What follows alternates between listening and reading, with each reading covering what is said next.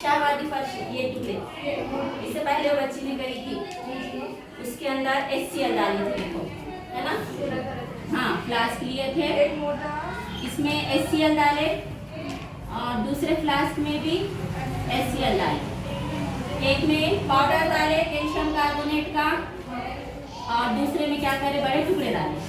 तो रिएक्शन किसमें जल्दी होगा, पाउडर में।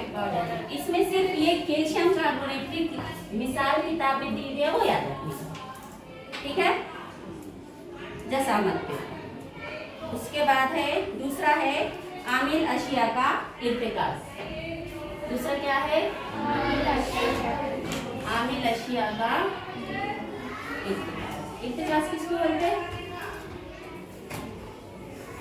आमिल अशिया का इर्तिकास कॉन्सेंट्रेशन, मतलब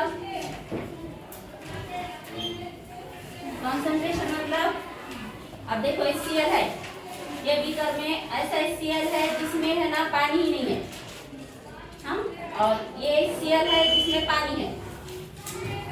तो इसमें मुर्तकिज या इर्तिकास किसका ज्यादा है, जिसमें पानी नहीं है, जिसमें पानी नहीं है। वो वाइट क्या आता है ना, उसमें पानी है तो उसको हल्काया बोलते।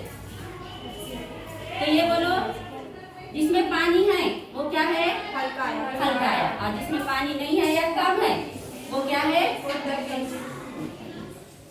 तो हल्काया में रिएक्शन जल्दी होगी क्या, मुर्तकिज में, मगर मिसाल क्या दी है, यही दी है कैल्शियम कार्बोनेट की है।